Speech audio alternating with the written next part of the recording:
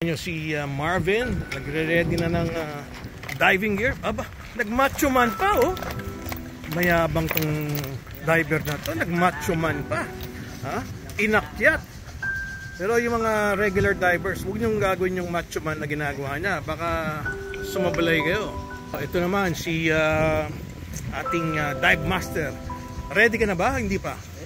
Bakit nakapag-sexy ka pa?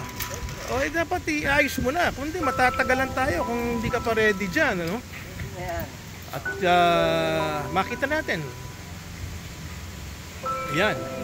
Siyempre kailangan bubuksan nyo yung hangin nyo. Pag hindi nyo binuksan yung hangin nyo, hindi kayo makakahinga.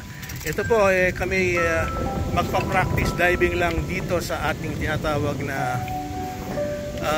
shore diving para sa aming mga students. Ano? Gagawin po namin to dahil sa kailangan makabisado nila Jeff yung site para wala silang magiging problema sa mga students. Hindi po kayo pwedeng mag-diving pag hindi nyo kabisado ang mga sites. Okay, so bitbitan ni Marvin ang aking jet fins. Ito naman si Jeff. Mukha kang technical diver, Jeff ah. Pakita mo nga yung compass mo. Yan. Yan po ang compass para hindi po kayo mawawala sa ilalim ng dagat. Yes. Kasi pag wala po kayong compass at di kayo marunong gumamit yan, kailangan magaling ang dive master nyo. Ano pa meron sa'yo? Computer. Saan yung computer mo? Yan.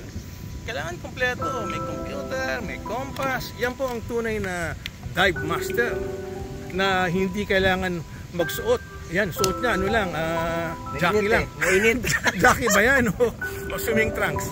Ayan po. At hindi na kailangan magsuot ng damit. Kahit nakahubad dyan, pwede. Ayan po ang mga tunay na dive master. Ayan po. So, kung kayo yung students namin, dyan po kayo maglalakad. Pwede rin kayo maglakad dun sa beach, no? At kung gusto nyo maglakad dito, wala naman problema. Very, very shallow. Alright. Okay, yan po, si Jeff. Alright, Jeff. Smile na, Jeff. Kunan muna kita, Dad. Hinto ka muna dyan. Yan. Hinto ka muna dyan. Kunan muna kita ng magandang shot. Yes, yan po, si Jeff Carmona.